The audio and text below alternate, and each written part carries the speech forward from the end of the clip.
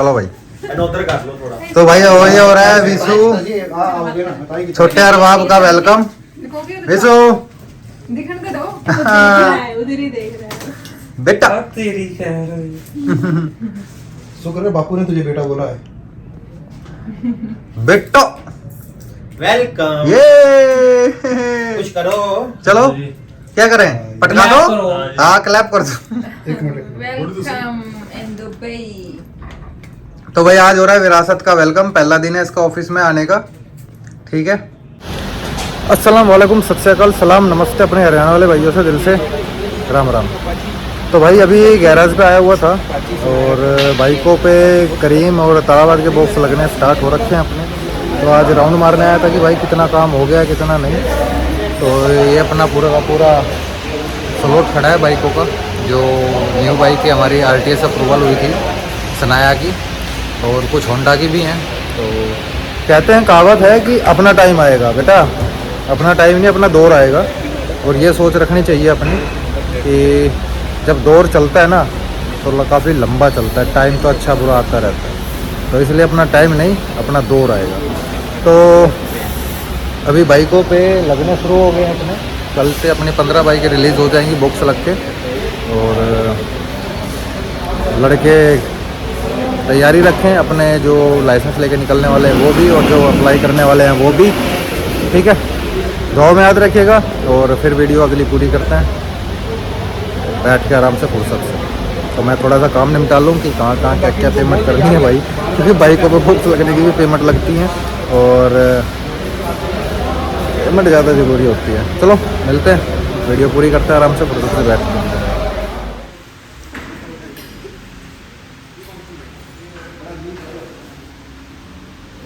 कब तक? 10 दिन में कर दोगे? हाँ 10 दिन तक, ठीक है।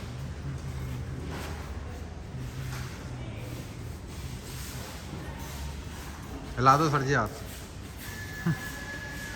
हाँ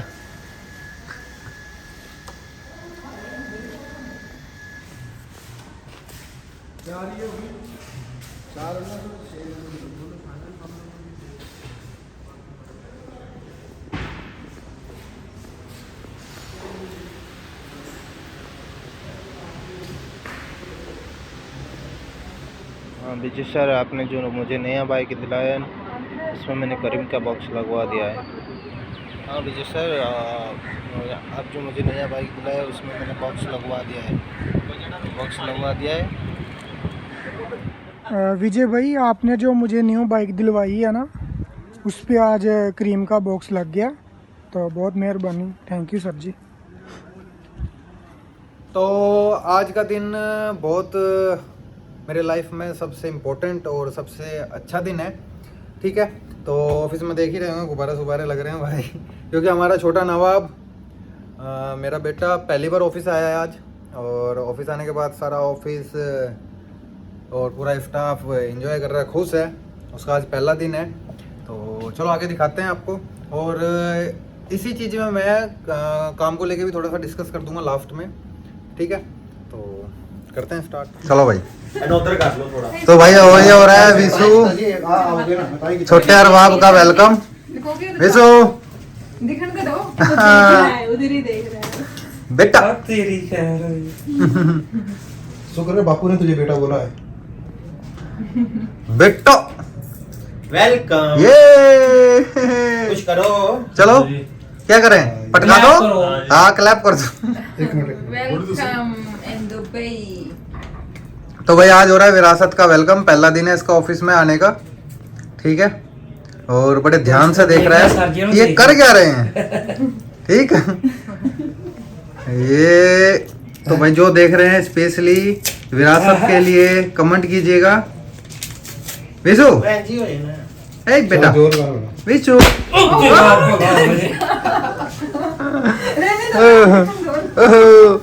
ये ले भाई। सर जी खोलना पड़ा, मतलब खोलना पड़ा सर जी। क्या हुआ ऋषि? पूरा वाला है ये, पूरा नहीं है, पूरा नहीं। चलो भाई करो स्टार्ट। ये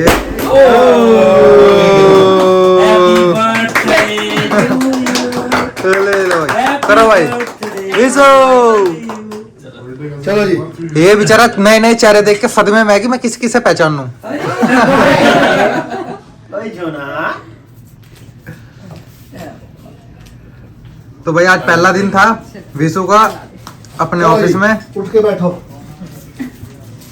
चलो भाई काटो। सीट बेल्ट पा है। केक कटो हम।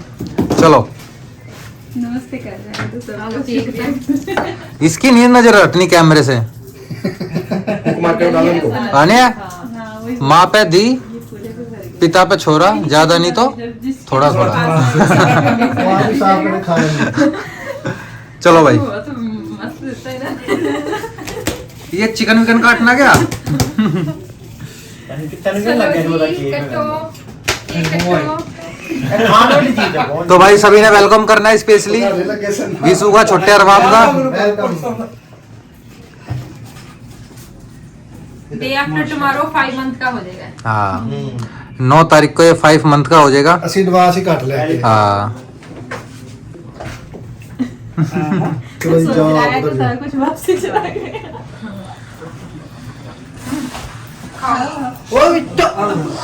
स्पून तो देते मैं किधर चलो चलो आ जाओ आ जाओ आ जाओ। चलो भाई काटो। केक मैं खा लिया है।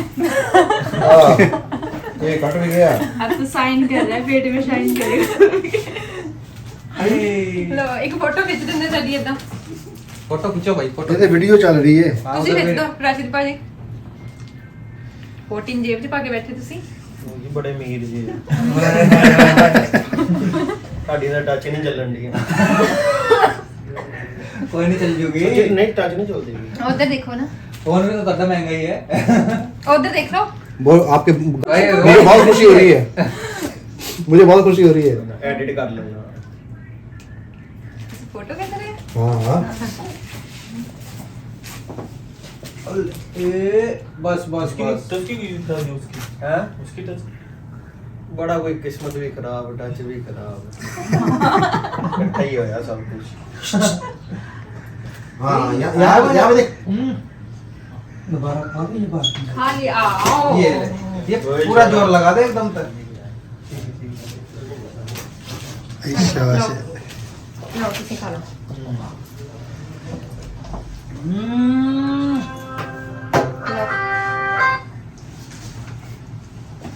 चलो आओ सारी जने खाओ।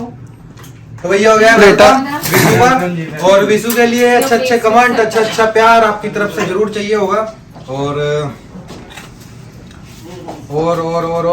के बाद तुम अपने अपना लाइनें लगा के भेजना और बहुत सारा प्यार भेजना आपने। ठीक है और केक है। हाँ और सब ठीक है। है ना मैं वही कैसे सेल्फी करो वो स्पून ले लो ना ये फुल एंजॉय है इसका। तो वो ऐसे ही देख लो ठीक है। Thank you. तो जैसे कि आपने सारी चीज देख ली कितना एंजॉय हुआ सारी चीजें हुई। अब ले लेते हैं काम को लेके बात।